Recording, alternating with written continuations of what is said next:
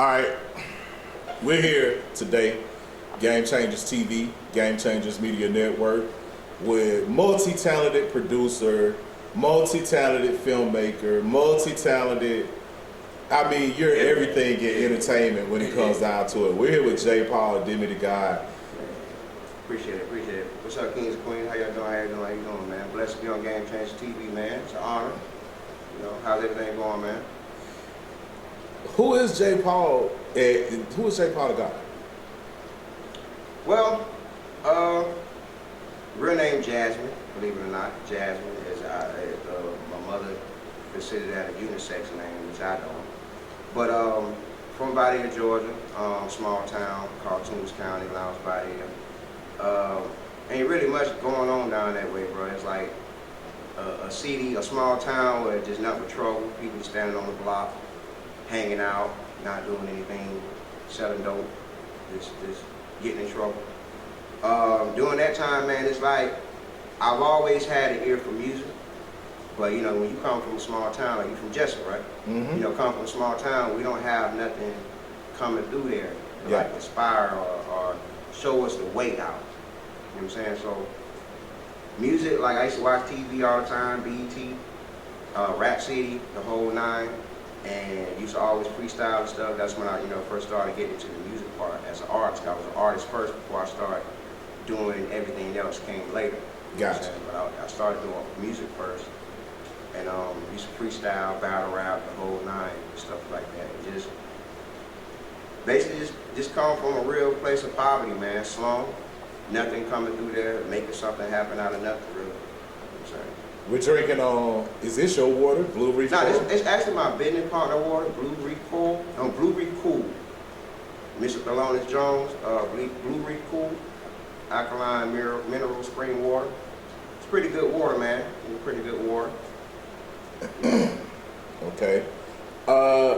Just basically going, you're from Vidalia, Toombs County. A lot of artists from Vidalia, Toombs County. You got Lil Country, Big Banks, 912 is a producer, I believe, out of Vidalia. Yeah, he's 912. Okay. Yeah. Tell us about the music culture in Vidalia, and tell us how you navigated through that music culture. Okay. Well, I started my music career in Lowndes, which you're familiar with Lowndes, right? Right. Lowndes like a hop and skip in Vidalia. But I started mine in Lowndes, and country, Lil Country, Amp was known back then. Yeah. He was in Vidalia, so I started in Lowndes, and then I moved to Vidalia. When I moved to Vidalia, that's when it kind of took off even more. When I moved to Vidalia, man, I was the youngest one down there. I was real young. I was like 12, 13, like around that age right there. Mm-hmm. They had Between Brothers was a record company that was down there that was led by a dude named Big Yo and Moti. Okay. You remember Moti? Moti, I do remember Moti. Yeah. He was a singer. Yeah, he was a singer. Singer. He was with the group Between Brothers. That was a record company, like a smaller company down there. They was making a lot of noise. They had a little GA. He was just about to get signed with Slip and Slide Records. Yeah. He got locked up or got into some trouble. But Amp was rapping with them at that time. Okay. And then there was another company called damn man, you bring some memories back. Black Magic Entertainment. Black Magic. Black Magic. Who was Black Magic Entertainment? It was a dude named Kenny. Okay. Was it Kenny? Kenny. A dude named Kenny. He used to be over that. It was him. He had a group called Militia. He had another group called Tombstone, something like that. But I linked up with Amp when I moved to the B, man. Like when I first went to the B, I went to Between Brothers Studio and I met Amp in the studio for the first time. We linked up, chopped it up. Cool cat, man, and we just been rocking ever since then. But as far as with the music scene in Vidalia, man, it was like I said, it wasn't really much of a music town. So it was like, as far as with the music scene, it was kind of a lot easy to come and take over that little area, make a name for yourself. And then it's like, I used to roll deep with so many artists. I have a bunch of artists with me too, and that I used to start their careers like, basically show them the way. Right. So I've always been a leader. I always had people following me and believing in everything that I'm showing them the way. So basically, we went down there, we started doing shows. My mother was like the biggest pioneer behind my music career. Like my first show was with Lil Jon and the Eastside Boys. Like I'm like 13, open up for Lil Jon. Like my mother paid $1,500 to get him down. Like, gotcha. Yeah, we booked, like we did the show at Vadia High School. Wow. And we had a lot of artists come out, perform, but yeah, I opened up for Lil Jon, like it was $1,500. This way before he had got his hit. Matter of fact, his hit just came out. I like them girls, where them girls at? Right, yeah. That was a long time ago. That was a long time ago. Long time ago. So that's when that song was hot. That's when my mama paid $1,500 for him to come down. So met Lil Jon, man. So you got Lil Jon for $1,500? $1,500. Wow. Well, my mother got him for $1,500. For $1,500. So mama put that talk game on him. Oh, yeah. Because I met Lil Jon out in Vegas. I was out in Vegas in about 2017. He was doing shows out there. He wasn't really popping on the Atlanta circuit. We all know the Atlanta market. Right. But Vegas is a hub for legendary rappers or legendary artists. So I met Lil Jon out there. Saw him doing this thing, and I mean, the guy was phenomenal. He was, it was like, wow, that's Lil Jon. I saw him, wow, right. Lil Jon, the hype guy with all these videos, videos with Ludacris, videos with all type of legendary ATL artists. Right. Now, you basically came up in a culture where, let's say, the path was already being paved in Vidalia, in Lyons, Toombs County, right? You had Big Banks, you had Multi, you had Amp. Amp was actually on the radio promoting his music through Hit Squad. Well, for that scene, going back to that, like when I went to the beat, Bank wasn't even rapping at the time. Wow. Like Bank was singing. Bank was like in the beat. Bank was a singer first before he started rapping. Okay. Like we all knew him, like he could sing like a motherfucker. He could sing like a motherfucker. And so we all knew he could sing. Right. Bank didn't start rapping until he came back from the army. Because he was in the military and he came back, that's when he started rapping. Wow. So, but before then it was like Lil G.A., he was the one that was having the buzz at that time. Okay. Amp was up and coming as an artist because he could freestyle and this and that was good. But G.A. had the buzz, he had the streets talking about, and he was about to get signed with Slip and Slide, but then he got banned. He got banned, Multi was up. Okay. Multi was the only one that got a deal from Toombs County. Man, Amp had that song, In My Zone. In My Zone. Had Savannah Market, E93 going crazy. He could have got signed off that song, but he switched to gospel, started doing this thing, God showed him the light, blessing, and that. I even remember when he first did that song, In My Zone. I remember 912 made the beat. Shout out 912, he made the beat. They was working together, and Amp brought the song to the studio and let me hear it, before he even released it, to let me know what I think about it and stuff like that. Okay. And I'm like, I think it's dope. Then we actually did some extra stuff at my studio on the In My Zone song, the same record. Okay. Then he went to Savannah and they shopped it around, and that's when they got on the radio, and he started linking up with Mike Fresh and the whole nine. Because Amp was about to take off. He was about to take off. Yes. He was about to take off, but the first one that actually took off and did get a deal was Multi. Okay. Like, he's the only one that got a deal even to this day. Well, yeah, he's the only one that actually had got it signed to this day with a deal and went on with it. And Multi was a singer, correct? He was a singer. Multi was a singer. Multi was doing his thing. I remember seeing his promotion. He was blowing up. I never got a chance to work with him in my career, but I did hear a lot about him, networking with Amp, a.k.a. Lil Country, right, out in Vidalia. Now, from the V, based off your experience coming from the V, it was phenomenal history. I would have never thought you were from Vidalia, Georgia.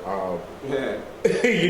With the talents that you possess and the level that you've taken the game to, I would have never guessed you that you are, because it takes a lot, because the resources aren't there. Yeah, at all. No media school. At all. So it's not like Atlanta. Right, at all. Nowhere near it. No, it's not even like Savannah.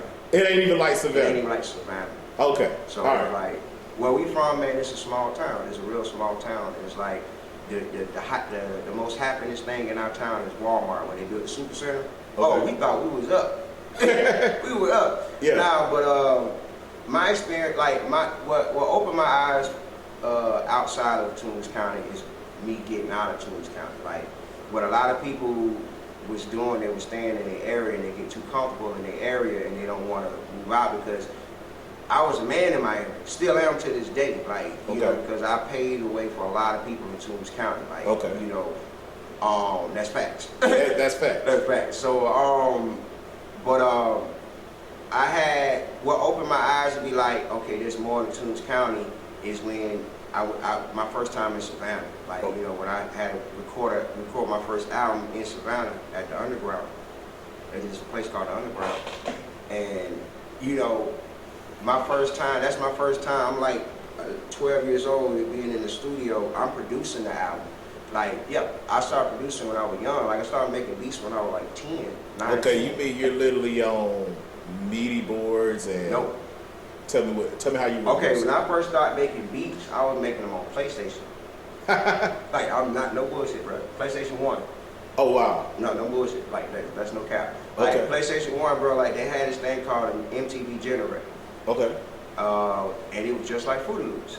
It was identical to Fruity Loops. Like, you just, you know, you paste the riffs, the samples, and you add the drums, the kicks, the snares, and all that. Gotcha. Bro, I was selling beats off PlayStation, making money, like, off that, like, Wow. 10. Like, no lie, bro, like, for real. And At 12? I started making them at 10. At 10? I produced my first album at 12.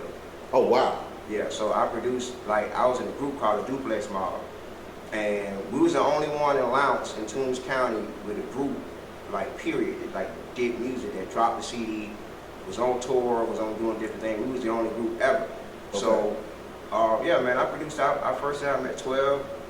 I made every beat. I didn't record at the time because I didn't have the elements. Right. So we went to Savannah. My mother booked us in Savannah to a studio. Right. And that's when we started going to Savannah. So when I started going to Savannah, I'm like, dang, it's faster. They got way more. It's like, it's inspiring. Yeah. And then I get in the studio and I'm around all this equipment. I'm like, wow, I want to do this. What is that board? I'm asking a question, like, what is that? Like, what is that? You know, I'm making the beats, but that's all I was doing at that time. Okay. And then when I seen this dude named Jay, seen his studio, and I was like, wow, man, this is dope. This is dope. And ever since then, I've been wanting my own studio. And so since 12, I've been building my studio. Shout out to DJ Mike Fresh, DJ A-Rod, his squad DJs, Savannah, Georgia. Yeah. Savannah is a hard city to go into. I mean, it's very territorial. It's not like any other city in Georgia. A lot of people underestimate Savannah. They see the tourist sites, they see the beauty, but actually connecting and going to Savannah and working with people is a whole different experience. What was that experience like for you? Okay, it's two different experiences for me for Savannah. Like when I was young at 12, like in the studio and stuff, it was more being in the studio. Then the older I got, we started going to Savannah doing shows. Like we was in like the Frozen Paradise. Okay. You remember that? I remember Frozen. Yeah, we was in Frozen a Yeah. lot. It was in Frozen Paradise. We was in another club, and it was another club that was real popular back in the day. But by me going to Savannah, man, like my promoter was connected with E93. Okay. So we knew damn near everybody that worked at E93 from our manager. Okay. So, you know, our manager was a cross-dresser, believe it or not. Wow. Yeah, it's crazy, bro. Wow. Wow. Yeah, cross-dresser, like no cap. Wow. Yeah. No Man. cap. So your journey goes from Toombs County, Lyons, Vidalia, Yeah. to Savannah. Savannah. You're doing your thing. You Yeah. do a show with Lil Jon. You're hot by the age of 12. You're hot. You're already there. What got you? What happened after Savannah? All right, so after Savannah, like you said, Savannah is tough. You know, we start, you know, I started doing shows with Camaflauge. Like, Shout out to rest in Camaflauge. peace, rest in peace, Camaflauge. He was coming down to Vidalia a lot. Okay. He was coming down there a lot, and then we was going to Savannah a lot. So we used to always bump into Camaflauge, like all the time. So, then Mr. Measy, you know Mr. Measy? I know Mr. Measy. Hot. He was hot. He was hot at that time. Yeah. Bar none. What's his name? Guy that was signed with Young Jeezy, was it Skrill or Skrill? Was it? I think his name. What was his name? He's locked up right now doing a bid, but he was. They were with Hella Flow. Yeah, I know what you're talking about. Okay, yeah, Hella Flow. And then and there was one more guy. I know Red Coat the Poet. Remember you know Red Coat? I remember Red Coat. Yeah. And then the guy that tried to take over Pure Pain when Camo died. Rome? Is it Rome? Yeah, Wrong Baghdad. Wrong Baghdad. Yeah. Wrong Baghdad. So I knew all them. Okay. I knew all them Savannah. But after Savannah, it was Atlanta. Okay. So I started going to Atlanta a lot, and then we went to Steconio studio. Started going to like different other studios up there. Steconio studio, that would really boost it. Okay. Cause I'm like, oh man, we're Outkast. Like, Yeah. you know what I'm saying? Like just being in the studio with them, you know, like just being around them, like just being around them. Yeah. Or at a young age. You know what I'm saying? So that opened my eyes to like, okay, this can be and go a whole lot bigger than what it is. Correct. You know, so Atlanta really, the lifestyle of Atlanta back then, and it's like, you gotta think back then, this is like way before the crunk era.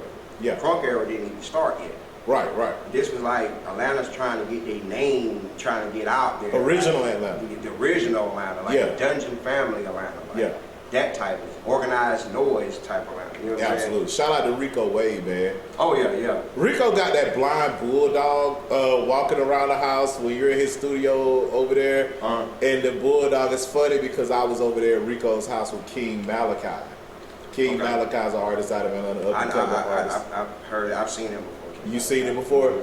I went to Rico Wade's house back in the day, and I swear to God, I was like, if you don't get this big ass bulldog away from me, because the bulldog was blind, it didn't bite anybody, it didn't do anything, but it was just big, and that was just one of the standouts. At the time, Rico was trying to develop Meathead, who's now known as Future. I know me. Back then, I've heard of Meathead. The Meathead was with Dungeon Family. Yeah. At one point. Concrete. Yeah. Yeah. Go ahead. Tell us about that. Yeah. So when I started going to Atlanta and stuff, I was around. I used to be like I didn't know these people personally. Yeah. But it's just like I was around a lot of people. Okay. Like, bro, like, no lie, man. I'm right here, like, how me talking? I'm like sitting here, Jermaine Dupri telling me like, yo, man, I like your drive, bro. Like, I see you, you know, you gonna be doing some big shit when you get older, like type shit like that. Like this Jermaine Dupri. Jermaine Dupri. Yeah. Like, that guy. So Del. This when So Del was popping. Yeah. At that time. So it's like, so it was shit like that that was inspiring me to push it to the next level. But the things with the music industry, a lot of people don't understand is it's all about timing for one. Right. Luck too. Takes a lot of luck. Yes, it does. Takes a lot of luck. And just being at the right place, right time, and then you gotta be business savvy. Yes. That was my problem, man. Tell us an experience about your business side in Atlanta and what prevented you from getting to the mark you were trying to achieve. Okay. I feel like during those days, I feel like I was an artist. I was in artist mode. Right. So, and all artists can relate. When you're in artist mode, the only thing you're thinking about is the main goal is that's getting a record deal. That's getting out there, getting success as an artist. Yeah. So, when I was in artist mode, that was my main and only thing that I was worried about. I wasn't focused more on the business side. I didn't care about my publishing. I didn't know nothing about distribution. Right. I didn't know nothing about, like, I just knew how to be a good ass performer. Right. And do good ass music. Because at that time, at music back in that time, you had to know how to rap. You had to know how to rap. Like, beat can save you every now and then, but you still got to be saying some fly shit on it. Yeah, you do. Back then. Now you can just mumble or say some shit, and as long as that shit just jugging, people can dance, you got to hit. And I think that's the biggest thing a lot of people from New York, LA really didn't understand. They got caught up in the beats that Atlanta rappers or Atlanta producers were making, but I don't know if they really understood like Outkast, Andre 3000, Big Boy, Cool Breeze. These guys were phenomenal writers. Yeah, they were terrible. They were looking at Atlanta artists as terrible artists, like because of the beat selection. You know, the beat selections and just the way that. But they don't know these guys were MCs. Yeah, they were. Like they were MCs, like bad MCs, and a lot of people they also wasn't paying attention. Like a lot of up northern rappers wasn't good rappers. Correct. Just because they're from up north.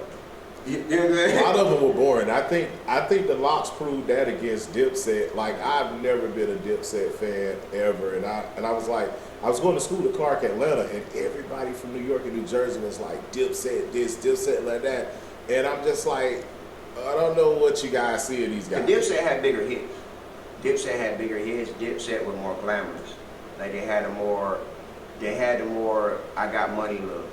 Okay. Locks was more the streets. They were Rappers. they were rappers. They was hardcore. They about, you know, like real niggas, like Yeah. that type shit. And that shit's kind of boring when you're young and, you know, you like, okay, y'all, it seems like y'all, that's why if you heard Jules, he be like, y'all got songs for the women, y'all don't like girls? And they killed them with the girl collection. Because like Locks always been known as a guy group, like Yeah. for the niggas. Like Yeah. that's what it's always been. Yeah. Dipset had more global hits far as a group. They had Oh Boy Yeah. and all the other stuff. You know what I'm saying? Locks had hits too, but a lot of their hits was features. Yeah. You know what I'm saying? Like they had X on it. Okay. Or they had P. Diddy on it. You know what I'm saying? Like Yeah. keeping it real. I mean, don't get me wrong, they had hits on their own. Yeah. You know what I'm saying? But like the massive hits were features. Yeah. Wasn't nothing wrong with it. Just like Wayne. Think Yeah. about it.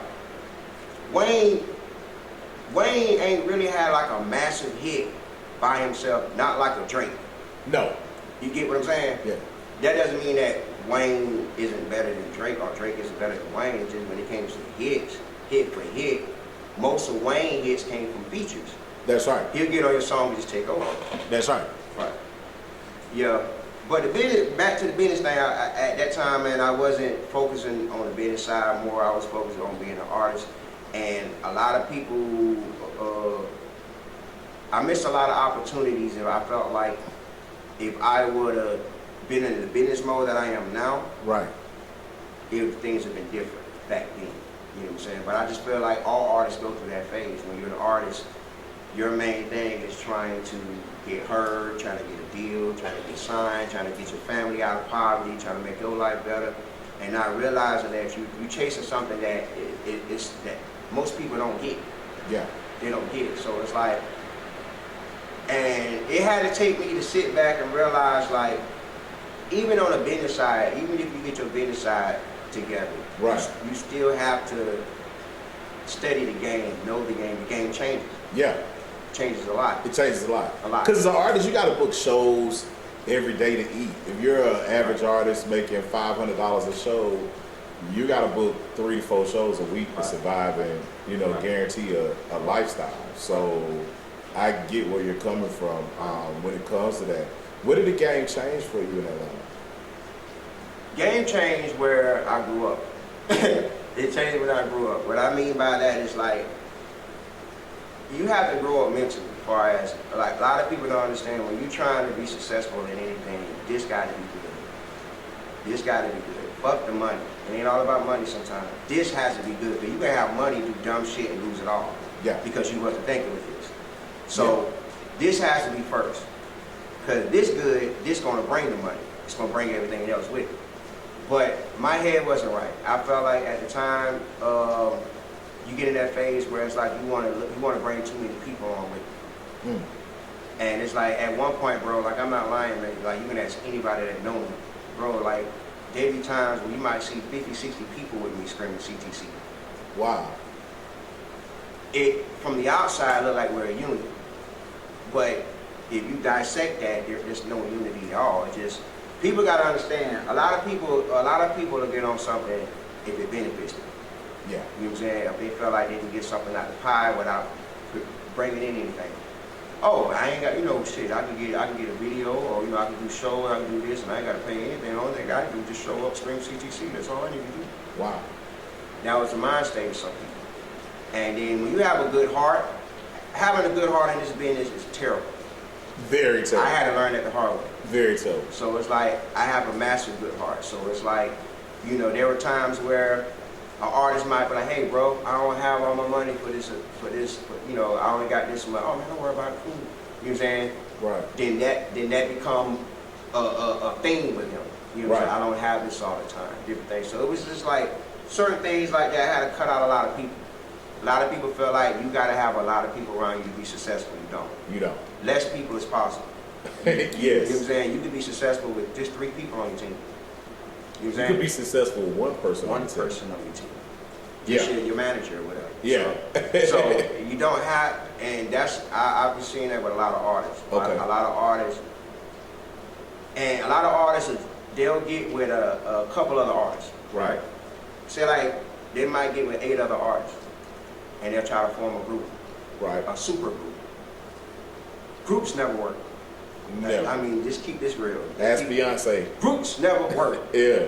So when I just feel like artists waste a lot of time by trying to combine everything and trying to make something into something, which it might be good, it's a good paper trail later on, and it might not be a good paper trail, but it's like they'll form something that doesn't even fit.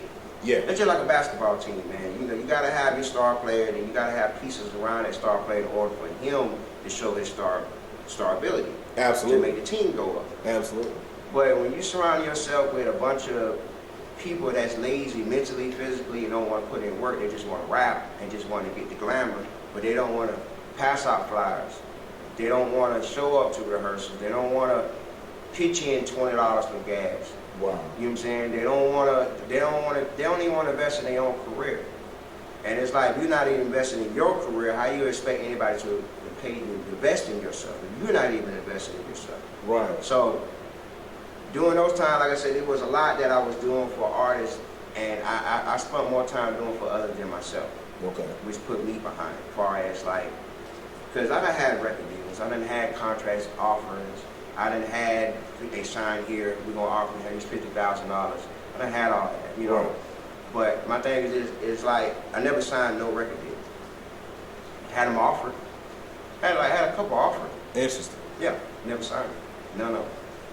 Now, the first 2 I would have signed. I ain't gonna cap. Right. I ain't gonna cap. The first 2, we were young. We had got a deal with Atlantic Records. Okay. Atlantic Records. This was like in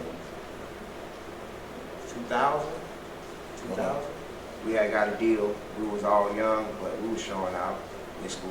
Doing your like thing. doing it, you know, we knew we was gonna get signed. My mother real strict on you know, make sure you get an education. Okay. So we was showing out, and she called up the day we had to go to the hotel, go to meet up with the people. She called the people and was like, they're showing out at school, their grades are dropping. We'll call you back. Man, you talk a lot about your mom was real influential in your life. At the same time, where you don't find where parents are supporting their children in their music or creative gifts, much less putting money behind them. I mean, and sometimes I'm looking like what parents are, you don't need to be no rapper, you need to go get a job. You know what I'm saying? That kind of thing. Tell us what role your mother played in your life and how influential what that was to get you where you are today. She was a pioneer. I mean, like I said, when anybody, like I said, when it took my mama friend was like, hey, your son can rap. Like, he's really good. And my mother was like, let me hear something. You know, let me hear something, boy. So, you know, I bust, you know, and like I said, I freestyle. You know, I never, you know, I don't write. Everything's off the head. Right. So, rap to her, and she was like, okay, my son, this, and that. And that would push me, because I'm like, got my mother's support. Right. And like, I ain't give a fuck about nobody else support. This is my mother's main support that I needed at that time. Gotcha. And so, I mean, my mother put that bag behind me, bro. Like, and I think I started doing stuff that other people in the city wasn't doing. They started following me later. Yeah. You know what I'm saying? They started following the blueprint I was doing. And the shit I was doing is the shit that I see Moti do. Like, Okay. you know what I'm saying? It's like Moti went to Alabama. Like, me growing up, I looked up to Moti as a kid. Okay. You know what I'm saying? 'Cause I was a kid, you Right. know. And I just seen Moti was like doing stuff, moving around, making moves, different things like that. And even when he first got his first deal, he came to my house. Like, as soon as he got his deal, he drove to my house. He had like I remember this like yesterday, he had a Navigator. Okay. That thing was clean as hell. Clean. Clean.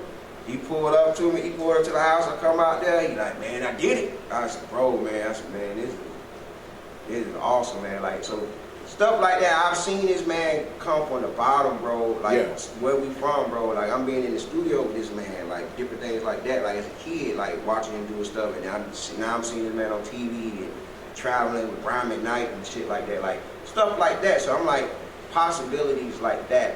So when my mother came, my mother was like on me. Like, Okay. just like the band was, how the band used to practice, we had to do that same thing. Gotcha. Like, for real. Like, she was on me. Like, she made sure that the performance good, holding the mic right, everything. So your mother was almost like your manager, almost kind of She like was my manager, Miss she was Dale my with Waka momager. Flocka. She was my momager. She was your momager. Momager, that we call it. Momager. Waka Flocka mama, Yeah, Miss she was Dale. momager. So we was doing that, like my mother was there, like my mother made sure like I was getting paid for shows. We didn't do free shows. We get paid. So my mother made sure we get paid for shows. How much were you gonna pay for shows?